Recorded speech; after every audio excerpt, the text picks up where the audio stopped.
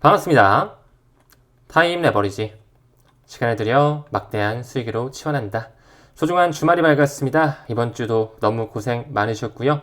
편안한 주말 보내셨으면 좋겠는데 암호화폐 시장이 참 쉽지는 않네요. 그럼에도 불구하고 초심 다지면서 묵묵하게 걸어가 보시죠. 천천히 시작해 볼 수 있도록 하겠습니다. 최근에 9월달 고용지표가 나왔습니다. 원래는 10월 초에 나와야 됐던 건데 셧다운 여파로 계속 지연이 됐던 것이죠. 좀 안 좋게 나와줘야지만 금리 인하 확률이 높아지는 건데 고용지표마저 강하게 나오면서 이 금리 인하에 대한 가능성은 더더욱 내려가고 있습니다. 또한 방송을 촬영하는 시점으로 어제 저녁 오후 시점부터 굉장히 크게 낙폭을 보여줬죠. 결국에는 1억 3천만 원, 1억 2천만 원 82,000달러까지도 붕괴하는 모습을 보였다. 아마 많은 분들께서 힘들어하실 거라고도 느껴집니다. XRP 역시 결국에는 3,000원을 붕괴하면서 이 박스권 거의 극하단 부분까지도 내려왔네요. 누군가는 이제 완전히 시장을 떠나가셨을 거라고 생각을 하고요. 또 그 누군가는 줍줍을 하면서 꾸준히 현물에 대한 물량을 모아가시고 계실 거다. 이렇게 바라보고 있습니다. 방금 언급드린 것처럼 금리 인하 가능성이 급락했다. 방송을 촬영하는 시점으로 원래는 한 5대5 정도를 보여줬다면 6대4 정도로 금리 인하 확률이 조금 더 낮아진 거죠. 이제 약 보름 정도가 남아 있습니다. 12월 11일 날 한국 시간 기준으로 FOMC 회의가 열리게 될 텐데 또 어떤 변수를 내면서 시장을 드라이빙 하는지 잘 지켜봐야 되겠죠. 생각보다 다행히 고용은 증가하면서 강세를 보여줬지만 실업률 자체가 커지면서 이 엇갈린 신호 속에 금리 인하 기대감이 소폭 좀 올라가면서 그나마 한 6대4 정도로 지금 보여지고 있구나. 참고로 봐주시면 되겠습니다. 다음 기사 봤을 때 비트코인 오지라고 불리는 고래가 전 보유량의 약 13억 달러 규모를 매각한 걸로 보여진다. 이런 기사만 보면 정말 시즌 종료가 맞다라고 볼 수가 있겠죠. 어떤 고래인지 확인을 해보니까 바야흐로 2011년서부터 비트코인을 매우 초기부터 보유하고 있던 거래자로 활동해온 그 지갑이 어느 정도 큰 규모로 매각을 했다. 이렇게 확인이 되고 있습니다.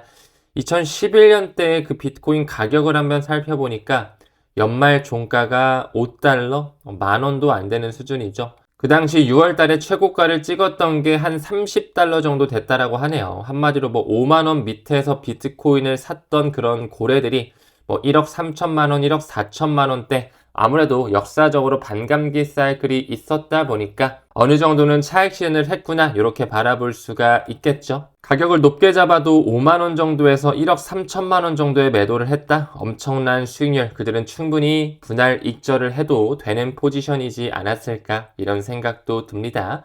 그럼에도 불구하고 많은 기관들이 유입이 되면서 손바뀜이 일어나는 과정 속에 있죠.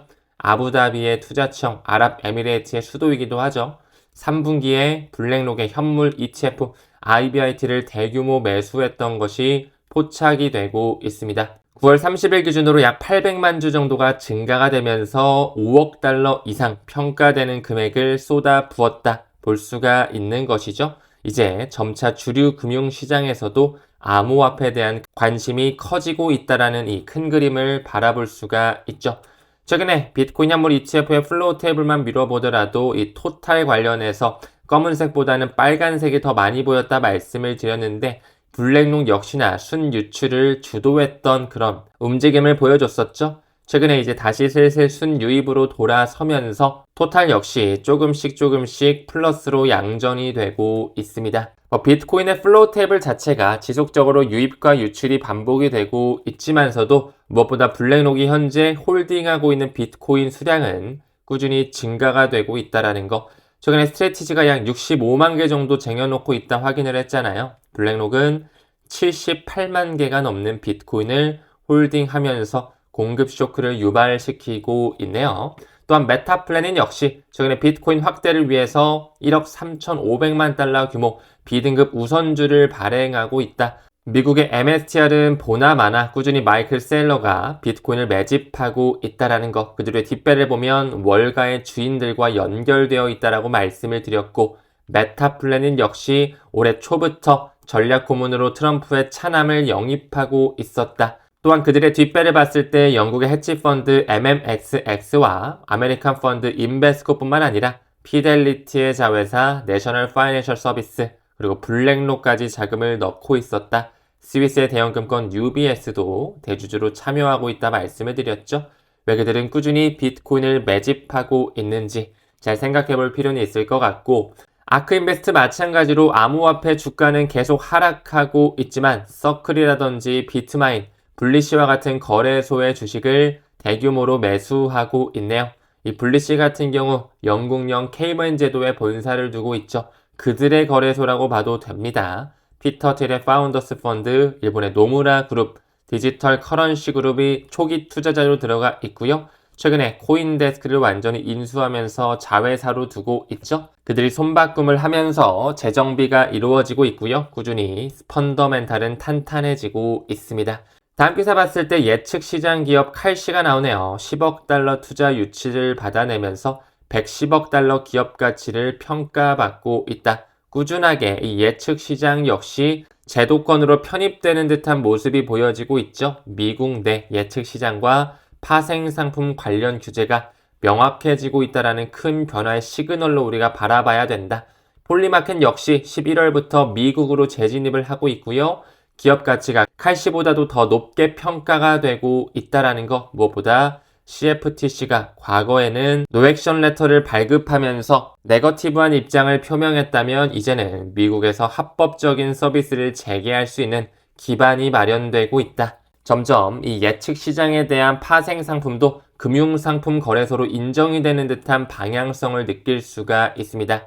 무엇보다 차기 CFTC 위원장 후보죠. 마이클 셀링 역시 최근에 미 상원위원회 적격 심사를 통과했다라는 거. 투표 결과를 보니까 12대 11로 매우 접전이 벌어졌었거든요. 역시나 공화당의 지지로 다행히 통과가 됐고요. 이제 상원 전체 포결로 넘어가게 될 텐데 11월 27일에는 미국의 추수감사절이 있죠. 그래서 이번 주에는 열리지 않을 것이다. 12월 내년 상반기로 완전한 취임이 조금씩 미뤄지지 않을까 생각이 듭니다. 아무쪼록 마이클 셀릭 SEC 출신인데 중요한 청문회 단계를 넘기고 있다. 현재는 캐롤라인 파미 위원장 대행을 맡고 있지만 마이클 셀릭이 들어오는 건 역시 매우 고무적으로 바라볼 수가 있습니다. 현재 가격 자체는 매우 어렵고 힘든 모습을 보여주고 있지만 블랙록이 현물 ETF를 많은 기관, 국가 단위의 투자청에서 투자를 하고 있고요. 아크인베스트 같은 스마트 머니가 암호화폐를 기반으로 한 주식을 대거 사들이고 있고 칼시와 폴리마켓을 통해서도 예측 시장에 대한 파생 상품들이 점점 합법화되고 있고 CFTC에 대한 위원장이 바뀔 준비가 되고 있는데 친크립토 기조다. 또한 미국 하원 의원에서 비트코인으로 세금 납부를 할 수 있는 법안을 준비시키고 있다. 비트코인 for American Act 법안인 거죠. 이렇게 된다면 정말 많은 납세자들이 재무부에 직접적으로 비트코인을 예치할 수 있도록 되고요.